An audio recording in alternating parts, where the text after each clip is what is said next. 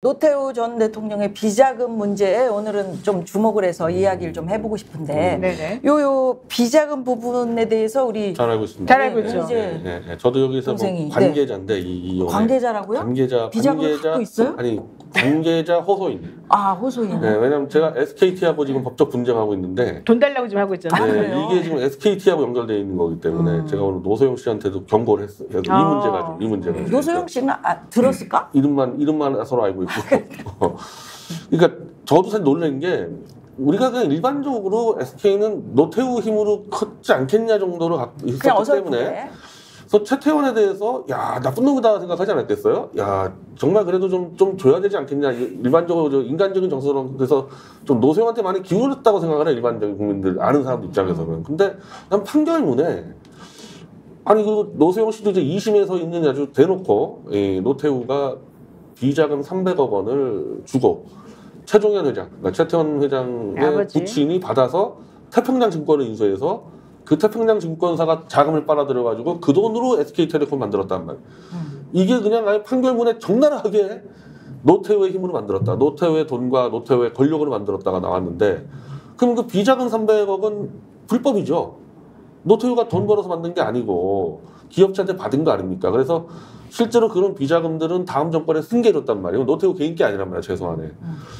그리고 노태우가 이 권력으로 이 이동통신 사업자를 해주고 나중에 SK텔레콤 만든 거는 김영삼 정권이지만 이동통신 사업에 진출해가지고 노태우거든요. 그러니까 법원에서 정확하게 걸려줬단 말이에요. 그러면은 어찌 보면은 권력 남용, 국정농단, 이 불법 비자금과 국정농단으로 키운 회사의 자산을 노태우 씨 딸에게 귀속하는 게 이게 맞는 얘기냐 이게 법적으로 이게 민주공화정에서. 그래서 이게 이상하다는 거예요. 그래서 이 판결이 난 다음에 판사들이랑 변호사들이 약간 논쟁이 붙었어요. 이 판결 좀 말이 안 된다. 왜냐하면 그 판결대로 하자면 뭐 어쨌든 그 원인 행위는 어떻든 간에 돈을 받아가지고 있었으면은 뭐 불법적이든 뭐든지 간에 나눠주는 쪽으로 지금 가는 방식인 거잖아요. 그리고 현재 있는 그 우리는 파탄주의가 아닌 유책배우자의 그 관련된 걸 택하고 있는 이 것이 지금 완전히 반대로 지금 가버리고 있는 상황이 돼버렸거든요. 그래서 이거 대법원 가면 깨진다. 그리고 이런 식으로 하면 경제 파탄 난다. 그리고 선량한 주주들 이게 개인 회사가 아니잖아요. SK가. 그렇죠. 선량한 주주들은 그러면은 왜 이 두 사람의 결혼 때문에 정말 날벼락을 맞아야 되냐. 네, 지금 그거 가지고 사실은 좀 논쟁이 붙었어요. 근데 이게 그 비자금이라고 우리가 이렇게 규정을 할 수 있다면 국고환수 같은 거는 안 되는 거죠. 지금 시간이 너무 많이 지나고. 공소시효가 지나서 범죄 자금 요거 이제 하는 건 2001년, 2011년, 2001년 하여튼 그때 이제 법이 제정됐기 때문에 그 이전에 일어난 일은 이제 소급을 할 수가 없는 거죠. 근데 그걸 아니까 이번에 공개를 하고 폭로를 했죠. 특별법이라도 만들어서 이게 어떻게 정리를 해야지. 아니 민주공화정으로 우리가 이제 이렇게 성장해 왔는데 정치 체제가 불법으로 만들어 놓은 재산을 어떻게 그쪽으로 다시 그 유리하게끔 그 자녀들에게. 그래서 지금 보수 사이트에서는 야 이런 식으로 되면은 예를 들면은 현대그룹이랑 포스코를 만드는데 박정희 대통령이 어마어마한 기여를 했습니다. 그 박근혜가 소송 걸면 어떻게 되는 거냐 그러면 그거 내놓으라고 하게 되면은 저런 식으로 하면은 앞뒤가 좀 안 맞는 부분이 있죠. 이게. 근데 우리 변희재 동생이 뭐 특별법이라도 만들어서 이런 얘기 하셨지만 사실은 무슨 일이 벌어지면 그때 제때에 이거 단죄를 하든지 아니면 뭔가 풀어야 돼. 그리고 이제 그냥 유야 무야 이렇게 흘러오니까 오늘날 이런 일이 있는 거 아니겠습니까? 그렇죠. 정치인 여러분들. 네. 제가 이제 고위직 판사한테 직접 얘기를 들어보니까요. 이제 이게 지금 판사 사회 내부에서 굉장히 논란이 많은데 보통은 이제 판사가 판결하면 한 절에 9명 이상은 뭐 충분히 인정할 만한 재판이다 그러는데 한 절반 정도가 지금 이 재판 결과를 못 받아들인다는 거예요.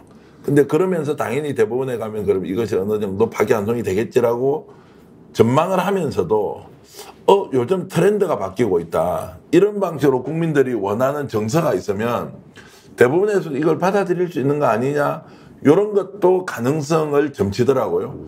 그래서 그 이야기를 듣자마자 누군가 하는 이야기가 재벌들 지금 난리 났다는 거예요.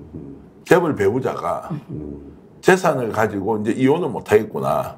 아니 근데 이게 약간 두 가지 나눠서 생각해야 되는 게요. 이게 위자료하고 재산분할하고 두 개가 조금 분리돼서 좀 생각해야 될 필요는 있을 것 같아요. 지금 원래 우리나라는 한 30년 정도 살아도 아무리 상대방이 잘못해도 위자료는 5천만 원. 5천만 1억이 넘어가는 경우 거의 없죠. 5천만 원이 거의 최대고요. 위자료가 돈이 좀 많은 사람한테는 1억 정도 받기도 하고요. 이번에 이 노소영 씨 재판한 김시철 부장은 작년에 2억을 때려가지고 좀 그게 충격을 받은 적이 있었거든요. 근데 이번에 이 노소영 씨 관련해가지고는 최태원 씨가 잘못했다고 해서 20억을 지금 위자료로 얘기했잖아요. 그럼 일반적으로 주는 위자료 5천만 원이 너무 작다고 우리가 계속해서 말을 주장해 왔는데 어쨌든 그거에 대해서 몇 배예요? 20억이면 몇 배야? 재산의 비례 40배. 그러니까 원래는 그렇지 않았어요. 원래는 아닌데. 그러니까 그리고 재산 분할은 잘못했든 잘했든 간에 재산의 그 형성에 기여한 걸 가지고 따졌었거든요. 그러니까 지금 말씀하신 부분은 예컨대 재산 형성에 그런 기여하는 부분하고 위자료하고는 이제 구분을 해서 위자료는 확 올려야 되는 게 맞아요. 그래서 그 사람들의 이제 예를 들어 인식이나 이런 것들 보면은 아니 솔직히 너무 뻔뻔하고 너무 못됐잖아요. 가정을 열심히 꾸린 사람한테 저렇게 나쁘게 행동해도 되나? 그러면서 위자료 올린 거에 대해서는 저는 찬성이라고 생각하는데. 정말. 네. 근데 이제 재산 분할을 이런 공적인 회사에 대한 주식을 가지고서 이렇게 함부로 한다는 건 좀 문제가 있다. 이렇게 조금 생각하는 것 같아요. 그래 일단 구분을 해서 보면 위자료 문제는 예를 들어서 이제 교통사고가 나서 범칙금을 묻는데 부자한테는 20억. 돈 없는 사람은 2,000원 뭐 이렇게 물리는 것과 비슷한 것이어서 그렇죠, 바로 그렇죠. 결혼 자체가 예를 들어 파탄이 났단 말이에요. 그러면 결혼 자체가 파탄남으로서 생기는 책임에 대해서 금액을 묻는 거는 대체로 어떤 사람이든 뭐 보통 한 3천에서 5천 뭐 이 정도 지금 가는 것이 일반인데 뭐 1억도 많다고 했는데 그걸 20억 한 것 자체가 돈 많으면 그러면은 위자료라고 하는 일종의 교통범칙금을 그렇죠. 20배, 30배를 줘도 되느냐 이게 논쟁이 하나가 생겼고 제가 조금 전에 말씀드렸던 것은 재산 형성에 이제 기여를 했다고 했을 경우에 이걸 인정해주면 자 그러면 어떤 부분이 기여냐 아니냐 이거는 비자금 때문에 기여했다가 아니라 실질적으로 재산 형성에 기여를 하잖아요 배우자가. 그러면 이제 이게 당장 재벌들은 이혼을 이제 못하겠다 재산 많은 사람은. 그런데 놀라운 이야기가 하나 있어요. 자 재벌의 자식이 재산이 많잖아요. 이혼을 하면 안 되잖아요. 그 배우자에게도 기회가 생겼다는 거예요. 억지로 이혼을 하자고 계속 요구를 하잖아요. 그러면 이 재산을 상당 부분 가져갈 수 있잖아요. 그래서 이게 재벌이 이혼을 안 하는 게 아니라 오히려 재벌 아닌 쪽에서 이혼을 엄청나게 요구를 할 가능성도 있다 이게. 그래서 굉장히 복잡하다. 어찌됐건 뭐 이런 이야기를 하더라고요. 네, 이게 빌 게이츠하고 좀 멜린다 이제 그 부인은 돈 엄청나 사실상 예전에 이번에 결정했죠. 이번에 빌 게이츠 멜린다 재단을 분할하면서 멜린다 부인이 50조를 가져간 거예요. 그러니까 돈 뭐 50조 지금 뭐 국민들 구경도 해볼 수 없는 돈이잖아요. 1조 3,800억 원? 3,800. 3,800억 원. 쓰지도 못해요. 국민들은. 구경도 못 해본 돈이죠. 구경은 뭐 1억도 구경을 해보고. 하루 이자가 1.9억이라고 나오잖아요. 50년 동안 하루에 7억 1,200만 원씩 꼬박꼬박 써야 된대. 근데 우리가 뭐 돈 뭐 이런 것보다는 사실 인생에 있어서 그 이혼이라는 게 아까 말씀드렸듯이 얼마나 힘든 일입니까? 안 하는 게 좋지. 변희재 동생은 또 저는 내 사전에 이혼이란 단어 아예 없어요. 네. 부인이 싫다고 아니 결혼하자면 되지도 않았는데 지금. 그러니까 아니 싫다 그러면 어떡할 거야 살다가. 저는 이혼을 안 하려다 보니까 결혼 늦게 하게 된 건데. 결혼 늦게 한다고 뭐 이혼 안 하나? 안 하고 살면 좋지만. 뭐 절대 뭐 안 하는. 인생이 자기 맘대로 되는 게 아니에요. 그러려면 잘하세요 부인에게. 그래.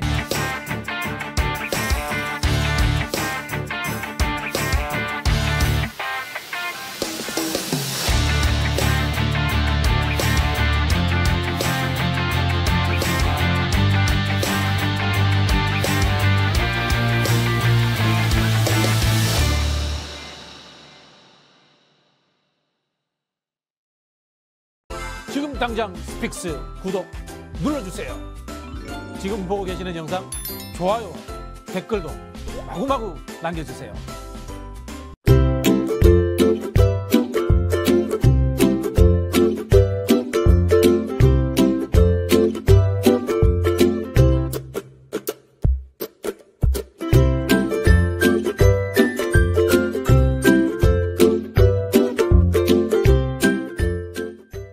간편한데 맛까지 좋은 다이어트 추천해 드릴게요. 파우치에 우유만 부어 20초간 흔들어 드시면 됩니다.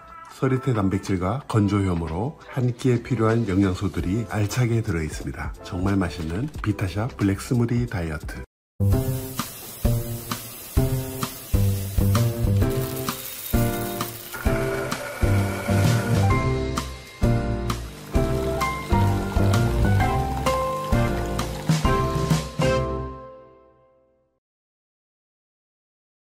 보험에도 점검이 필요합니다.